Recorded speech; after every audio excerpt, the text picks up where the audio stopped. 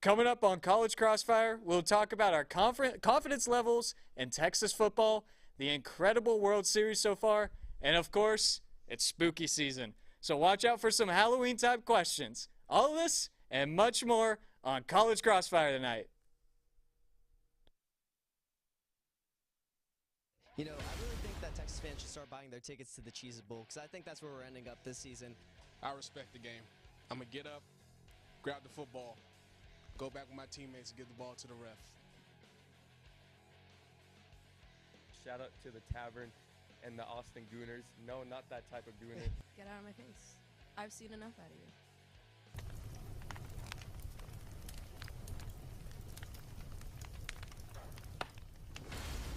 Good evening from College Crossfire, and welcome to the yearly Halloween episode.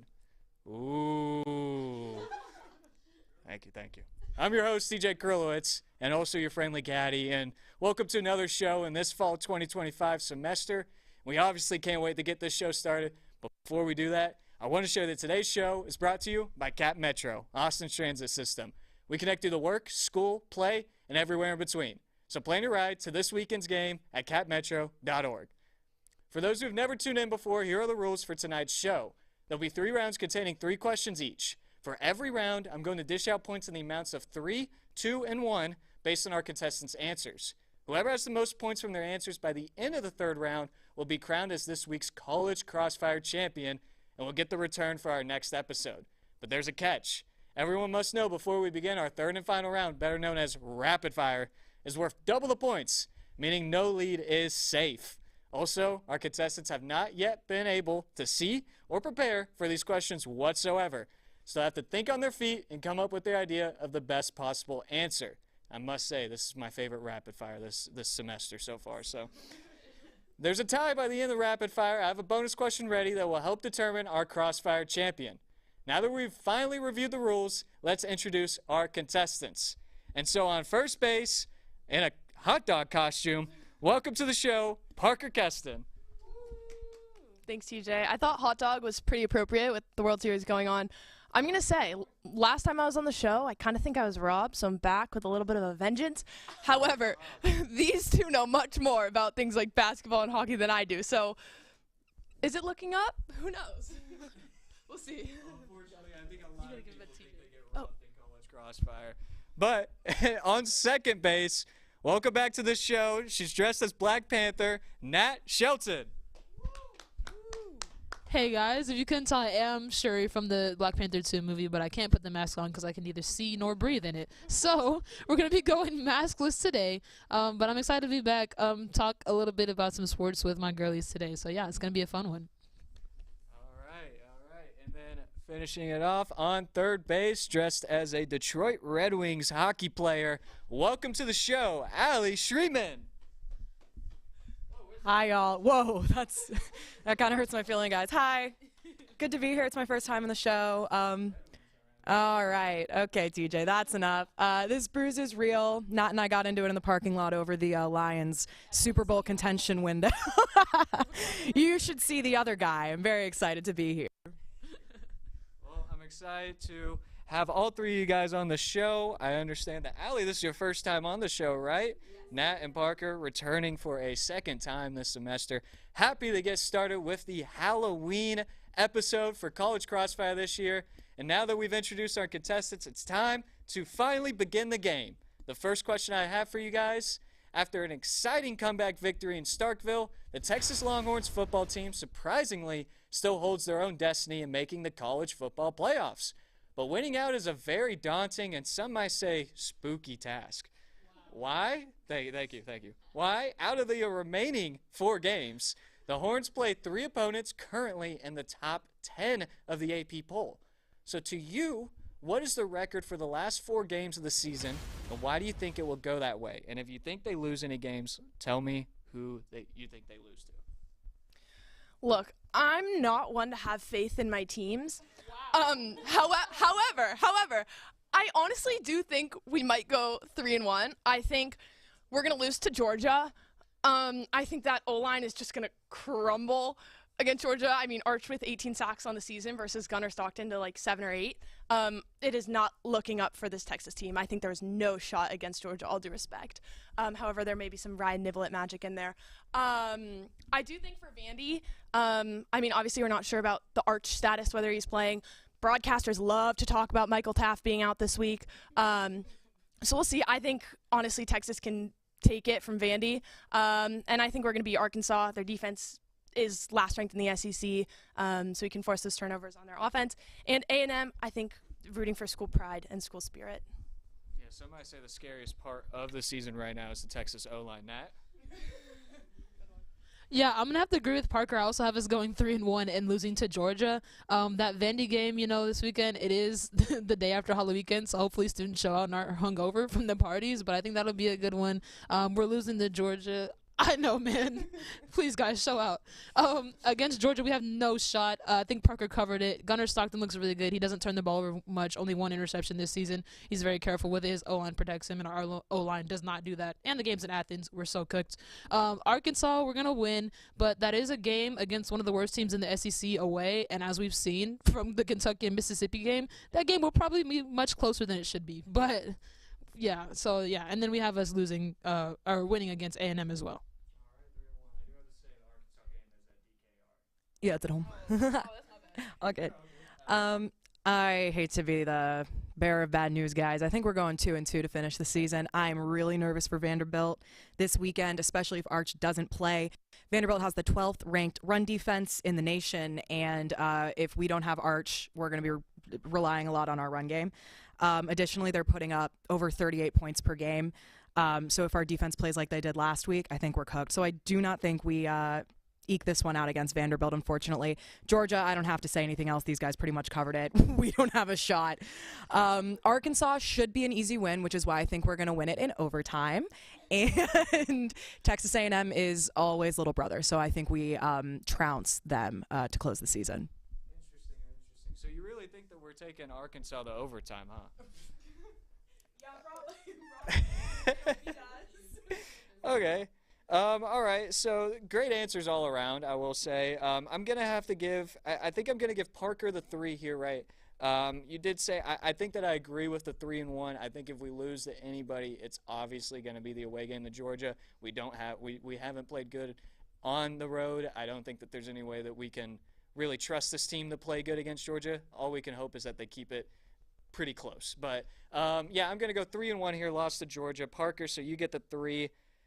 Nat, I'm trying to convince myself to give you the 2 here because you gave me the answer, but you did say that Arkansas was an away game, and I feel like I should dock points for that. And I like that you're not being biased. So for now, I'm gonna give Ali the 2 points here because I also did like your pointers that you had. Nat, I'll give you the 1. I do agree with it, but unfortunately they just had 2 better answers. But still a lot more to play in tonight's show. So the next question is. The Texas men's basketball team didn't have a huge turnover from last year's team despite a pretty disappointing season and also a new head coach. But one of the biggest changes in the roster setup this year is the loss of the team's top scorer, Trey Johnson, who went pro and is balling out for the Washington Wizards right now, might I say. So to you, who will be the top scorer for the team this year, and why do you think that? And Nat, we'll start with you. Yeah, so I'm going to have to go with Jordan Pope. I'm the biggest Jordan Pope believer you will ever see in your life. I've been watching him since he played at Prolific Prep with Jalen Green, so I just love him so much. The season before he came to Texas at Oklahoma State, he averaged 17 points, and I think we forget that he's the scorer that he is because he played behind Trey Johnson last year. But he still averaged 11 points, and with Trey Johnson gone, he's going to get those possessions. We've seen him explode for some huge games. He had like 42 points against New Orleans. He had 27 and 21 on 2 different occasions against OU, 19 points against an Auburn team that was like a national championship favorite. I would like to see him shoot closer to 40% from 3, but we've seen that he has the potential to heat up in scoring department. And with Trey Johnson gone, I feel like he's definitely going to step into that role as a senior and make the team his team and be our go-to guy. So, yeah. All right. Go way back with Jordan Pope. That's interesting. Oh, me. Okay. I have Lucina Toure, the transfer from Xavier. He was putting up double digits points regularly his last 2 seasons that he did play. Unfortunately, he did not play last season with a knee injury, but I don't think that's a bad thing. I think he's back. He's hungry. He wants more. He's at a new school, big athletics program. I think he's going to be wanting to do as much as he can for this team. And most importantly, he's here from Xavier with our new head coach, Sean Miller. So we already know that he's well adjusted to the coaching style. We already know that he'll mesh with his other teammate who's here from Xavier, and so I think that all that will come together to make him a beast for the team this year. All right, and then Parker. I also have Jordan Pope. Nat kind of covered it. He was the top scorer? Was it Oregon State, or am I delusional, or both? Okay, Oregon State. So, like, top scorer Oregon State 2 seasons ago. He was still 3rd in scoring points per game last season. So I think he's a strong contender. He's also a senior, so he has the experience. He's had a year on the Texas team, so he's familiar with what they're doing with some of the other players.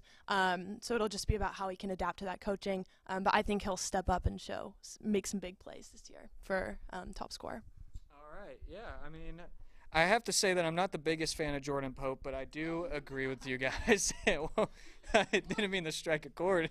But Jordan Pope, I like that you brought up, first of all, that Oregon State being the leading scorer there 2 seasons ago, being behind Trey Johnson. So for that, Nat, I'm going to give you the 3 here. Parker, I'm going to give you the 2 here because I do think that Jordan Pope, I like the experience. I like being on the roster for a certain amount, being the vet. I don't know if a transfer is going to come in and automatically take over the team. I know that he still has the same head coach, but this team does not have like a lot of turnover. The roster there's a lot of players returning, and I think that one of them are going to be the one that kind of takes the leadership and ends up first in scoring for the team. So I'll give you the 1 here. But we still got one more question left on this block, and that is that it's enough talking about the men's basketball team. So let's actually get into a fun team to watch. The women's team, who starts their season next week. The Texas women's basketball team is coming off a regular season SEC championship, but however, they weren't able to get past the South Carolina Gamecocks, both the SEC championship game and the Final Four. And with 5 teams in the top 10 from the SEC and 8 in the top 25 for the preseason poll, the SEC schedule will surely be a lot more tricks than treats for Texas. So to you, where will the Longhorns end in the SEC standings by the end of the season, and why? Ali, you go first. Do I get the 3 points if I tell you I love your Halloween puns? Okay. Sorry, guys. Okay, I think that we're going to have a reverse of what we had last season. I think we come second in the standings, but I think we pull it out against probably the Gamecocks again in the SEC championship. Preseason SEC coaches poll have us winning the SEC championship. That is very high praise. The schedule is going to be a little bit meaner this year, which is why I don't have us finishing first in the conference. But I love these girls. Maddie Booker is back. Rory Harmon is back, and she is healthy. And I think this roster is going to be an absolute force to reckon with. So I say we win the championship, but we don't win the regular season. Yeah, and they finally got some 3-point shooting, too, on the roster. So. Clock it. Well, seems as though these answers keep getting said before it gets to me. I'm also going to go with Texas second, following South Carolina. I think LSU is going to be third, but just because they're, I think, a little cocky.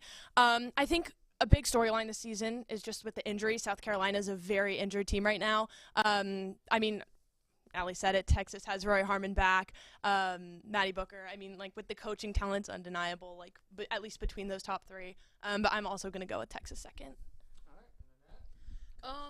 I'm going to go with Texas first. I feel like the SEC is ours to lose this year. Obviously, South Carolina was our kryptonite last year, losing to them 3 times, which was insane. But this year, that South Carolina team is very injured, like she said, and South Carolina has struggled to find their identity without a dominant post. They've had Asia Wilson, they've had Aaliyah Boston, they've had Camila Cardoso. They didn't have that last year, and then the one time that we beat them, we outscored them in paint points and we out-rebounded them, and I think they will still struggle to find their identity without a dominant post this year again, and so I think they're our main competition in the SEC. I think we beat LSU, I think we beat OU, I think we beat Tennessee, but with them struggling with that and trying to find that new identity, even as well coached as they are, I still think this Texas team, especially with their post depth that they've got this year, is going to beat that South Carolina team, so I've got us coming first. All right, well, I love that analysis, and for being different, also picking Texas being number 1, I do agree with you. I think that, you brought up a good point about South Carolina being hurt. not having a big post that will, help the team succeed, I guess. So I'm going to give you the 3 here for picking Texas to go number 1 over South Carolina. I'm going to give Ali the 2 here for the second place, and Parker, I'm going to give you the 1. Both very similar answers, so it's kind of hard to pick, but Ali, I'm going to give you the 2 here. I like the reasoning a little bit better. So the first 3 questions are in the books, and all 3 contestants showed some fight and some Halloween spirit, but they still have 2 more rounds to go. So don't go away. We still have some very interesting topics to cover. Coming up on the next block, we'll talk about the World Series between the Blue Jays and Dodgers, and finally talk about some puck. So keep watching. Crossfire is just getting started tonight.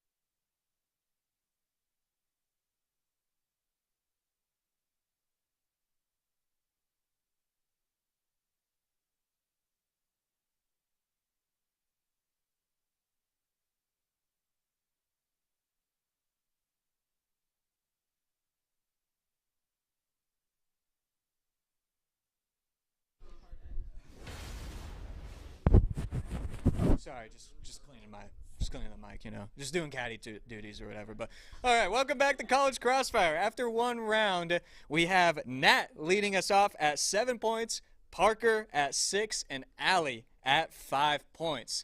So we had a lot to talk about in the first round, and we have even more to talk about right now. So here we go into the second round, starting with question number 1. Game 5 of the World Series is being played right now. And you can say that the series has had a lot of action, including an 18-inning Game 3 that ended with a Freddie Freeman walk-off. Did any of you guys stay up for that, by the way? Absolutely not. You did, Allie? Yes. I could not. That is some brave stuff right there. So my question is, though, to you guys, who has been the best player in the World Series not named Shohei Ohtani, and why? And sorry, guys, Ohtani was just too obvious of a pick. I had to cross him out. Allie, you're going first. I'm going first. If it's not Ohtani, it is 100% Vladimir Guerrero Jr. It's the only right answer. He's been unbelievable this postseason. Second batting average, only to Aaron Judge. Second in home runs, only to Shohei Ohtani. Leads the postseason in OPS. He has brought those numbers into the World Series. That 2-run hit he made last night completely changed the momentum of the game and maybe the series. I think he's batting .368 this series. He is unbelievable. All of the narrative around Ohtani versus Guerrero Jr., it's all well-deserved. If you can't say Ohtani, it's Guerrero Jr. Yeah, he had a home run even tonight. Yeah. Well, there you go. I didn't even know that. I'm sorry, it's Nat. Oh, My bad. that's my bad. Pass the mic. Okay. My bad. Okay, so, she said Guerrero, so just give me, all the talk about Ohtani, but there's another Dodgers pitcher that's not getting enough shine. Give me Yoshinobu Yamamoto. That Game 2 performance, especially after the Dodgers pitching meltdown in Game 1, was just spectacular. 6 shutout innings, 8 strikeouts, only 1 walk. He's just been amazing, and it's so hard to win on the road in the World Series. So the fact that he is able to lead that push and get them that win on the road 5-1 was just a spectacular performance. So, yeah. I'm just going to be so basic. I'm going to say Freddie Freeman. He ended that 18-inning game, with the walk-off homer. He did the same thing last season. He's the only player in the history of the MLB to have 2, I believe, walk-off game-winning homers in the World Series. And, I know he was 2024 MVP, but I love Freddie Freeman. How could you not? So I guess Freddie Freeman. Yeah, not a bad answer at all. So, you're putting your hands up. Like you said it. You know what? That could dock some points. You gotta get the confidence. You gotta say it with your chest. but I'm going to have to give the 3 points to Ali here. I wanted to get some Blue Jays players in here because I think a lot of people thought this series would be over by now almost, or the series would be ending tonight for the Dodgers' favor. So, for the Blue Jays that have it tied right now, I believe they're even up in Game 5 right now, if anyone. It's 5-1 Blue Jays? Insane. So, you got to have some Blue Jay player credit here. I like that you brought up Vlad Guerrero. You get the 3. This one's a tough one between Freeman and Yamamoto. I'm going to have to give the 2 to Parker, however, just because I know. Okay, you know what? I don't know anymore now. I don't know. Don't sell, Parker. Don't sell. I'll give it. It's just you have to give. The batters. They're in the lineup every single game. Yamamoto has had 1 start so far. It was a great start. Helped the Dodgers win, but I'm gonna have to give the 2 to Parker here, just because I feel like Freeman's been more involved. Sorry, Nat. I'm gonna give you the 1 here, but I do think that Yamamoto is a great answer. All right, going into the next question. Oh boy. We are finally talking puck on College Crossfire. The 2025-26 NHL season started a few weeks ago, so we're a little late on it. But although Edmonton and Florida have frightened the rest of the league with 2 straight Stanley Cup Finals appearances, there's still many teams that can hopefully give them a run for their money. So the question is, name a team in the East and West that can challenge the Oilers and Panthers for a Stanley Cup Final appearance. And Nat, you start off here. All right, so in the East, give me the Maple Leafs. I just feel like they definitely came first in the East last year, so they definitely have the potential to win. And they even took the Panthers to 7 games in the second round last year, so obviously they can play with them. If luck is on their side, things could go differently. They've got a star center that's a top 10 player in the league in Austin Matthews when he stays healthy. And he can play offense and defense for them. So give me the Maple Leafs in the East. And then in the West, as a Dallas sports fan, I feel like I'm always saying it's somebody's year. But this year is the Stars' year for real, guys. If they can stay healthy, they can do it. If they don't get gentlemen swept by Connor McDavid and crew again, then I think they can go all the way. So give me the Stars in the West. It's Toronto's year, apparently. It's Toronto's year. Parker? It's always Toronto's year. Can't say I have many stats to back up my answers. I'm gonna say Carolina Hurricanes and Vegas Golden Knights. Be a little bit more confident. Yeah, Carolina Hurricanes and Vegas Golden Knights. Yeah. I looked at the ESPN odds. This is what my friend told me to say. So. You're not selling it. No, I know. I'm not. I can't even. There's nothing I can say. Vegas Golden Knights and Carolina Hurricanes. There's someone named Marner who's important. I think he was for. Was he for Carolina? Yeah, right. He was for Vegas. That's right. And he came Oh.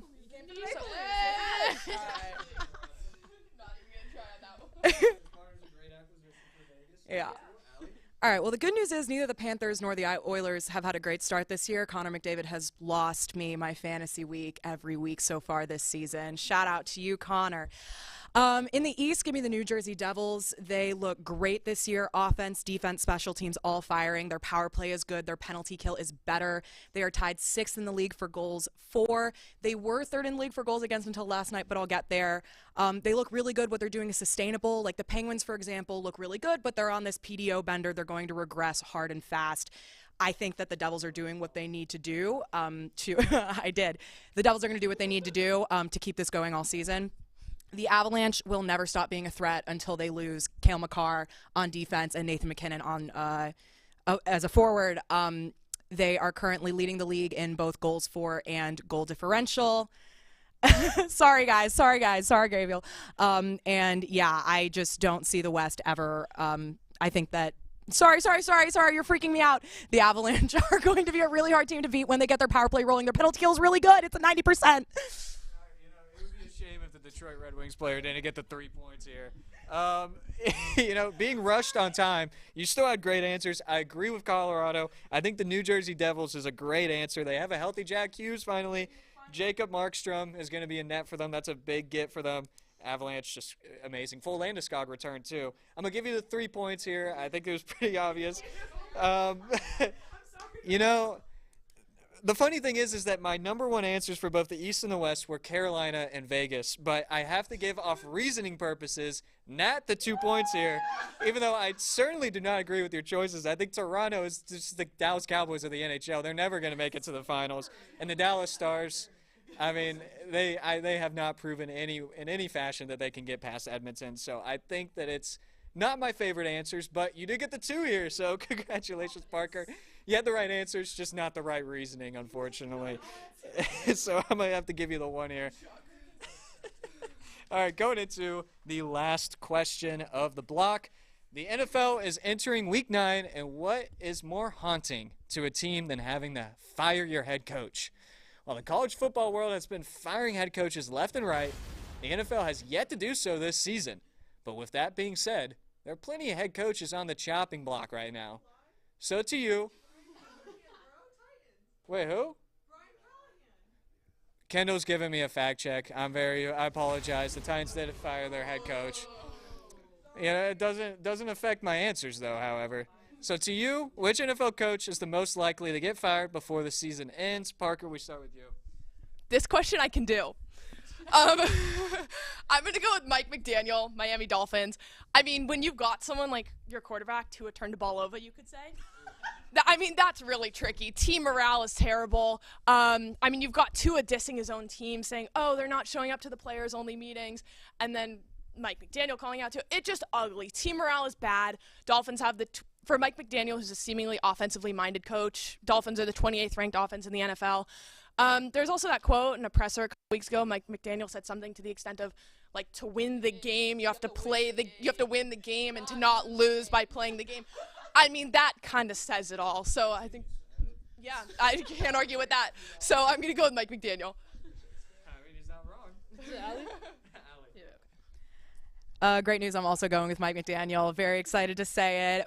The Dolphins rank 28th in the league in offense, and Mike McDaniel's whole thing is offense. If he's not producing offense, what is he even there for? And by the way, their defense sucks too. I think someone's going to get a really fun offensive coordinator once Mike McDaniels gets fired, but I don't think he's head coach material, and I think it's a matter of time before he gets fired. And the biggest thing is, like Parker was saying, he's completely lost the room. These guys don't respect him. Tua Tagovailoa is like talking crap in the media. I think it's over for him. Once you've lost the room, you've lost your job. Yeah, so let me just go ahead and join the crap on Mike McDaniel club. I also have Mike McDaniel, as they already said, like that man, he's lost his starting quarterback. That man throws a pick for every touchdown. The quarterback has lost their as like she said, he threw his entire team under the bus. That team is literally only better than the mega poverty franchise that is the Jets in the AFC West right now. That team has got to blow everything up top to bottom. They already said it. Mike McDaniel is skinny ankles. He's got to go. So. It's just the answer. All right, I mean, we got some really strong opinions on Mike McDaniels on this show tonight. Sorry, Mike, if you're watching. I doubt you are. I would say Kevin Stefanski for Cleveland and Raheem Morris probably would have sufficed as better answers in my opinion. But I will say Mike McDaniels is definitely on top of that list, or one of the top of the list. Ali, I'll give you the 3 here because I think that I like your reasoning a little bit more. I like that you talked about the, hey, he's a great offensive coordinator. Unfortunately, it's not working out. Somebody's going to get a good OC once he gets fired, and it will happen soon probably. This one's tough.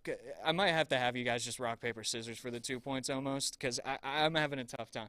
I think – yeah, no, go ahead. Oh, are you serious? I'm serious. Go ahead, rock, paper, scissors. Oh, no. Just one. Okay, Nat gets the 2 points here for the last question. Skinny, that's a good point. I don't think that's a good head coach quality. So another round is in the books, and after the break, it'll be time to head into the most frightening part of the night, rapid fire. The intensity will turn up a notch, and the win, you have to go all gas, no brakes. Stay right where you are because it'll be time to decide our College Crossfire champion once and for all next.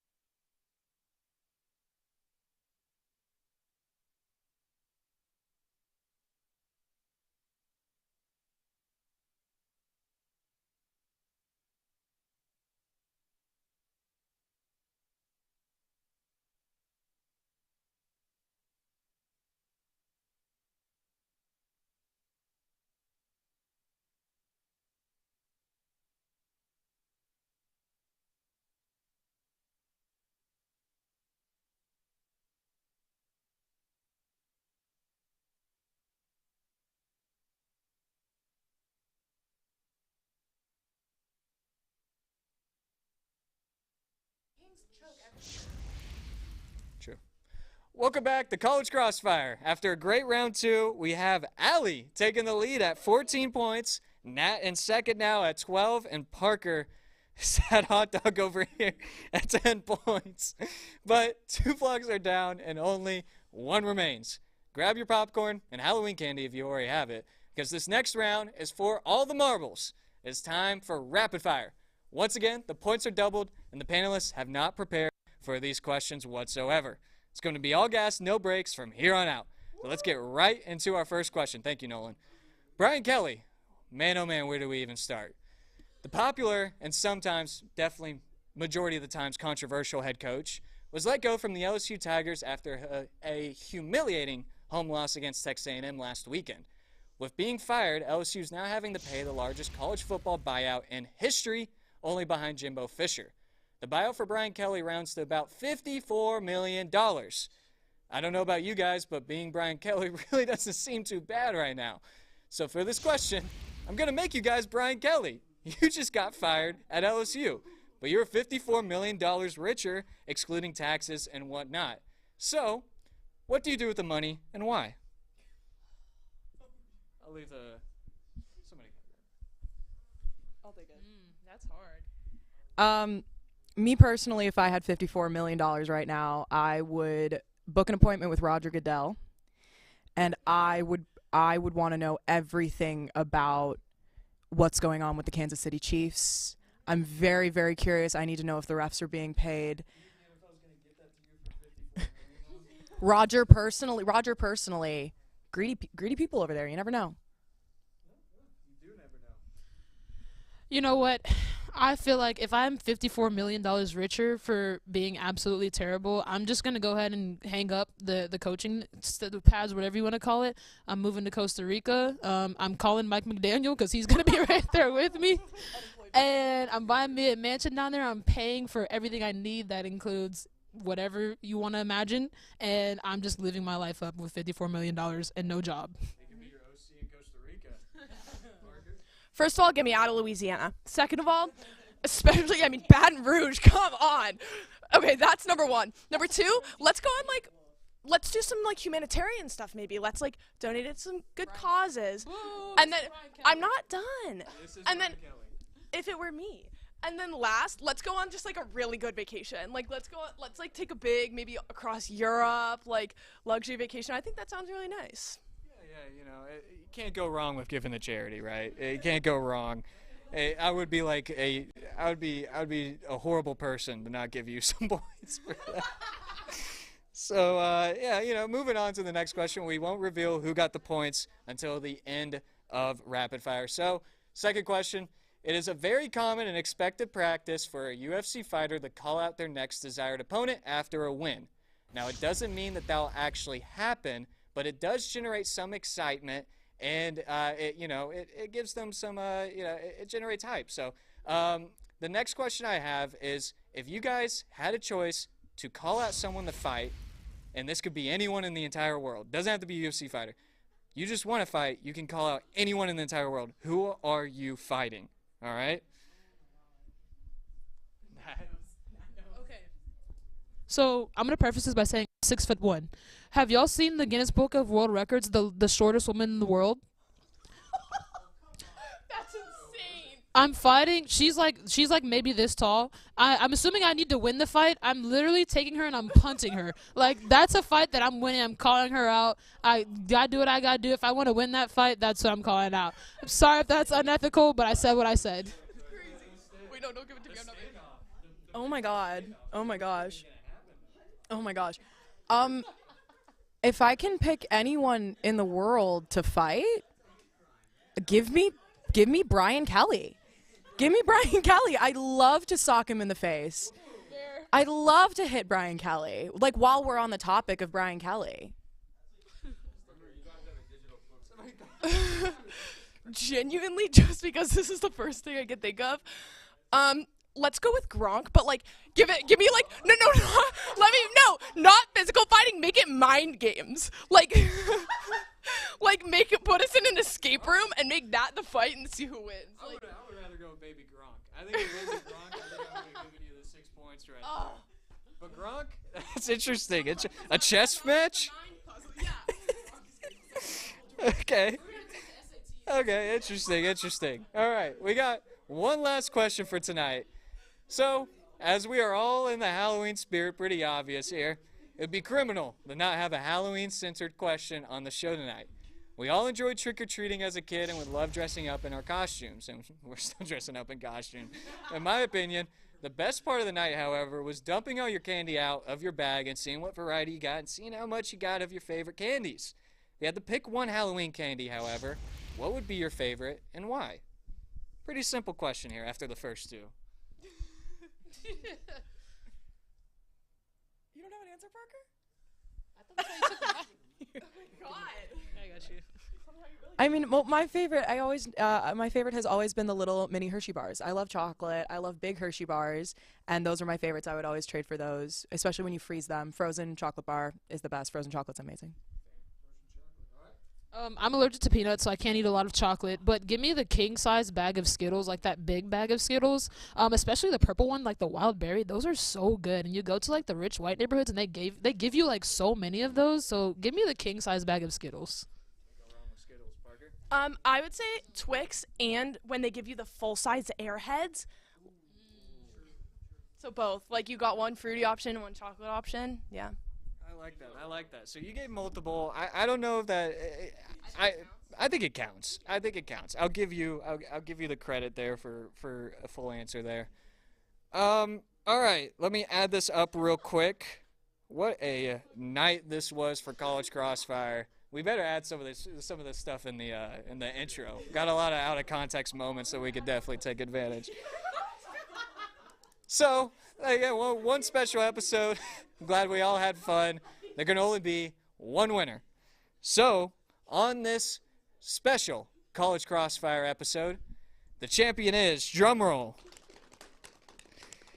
and winning by 2 points, very close match, the winner is Nat Shelton.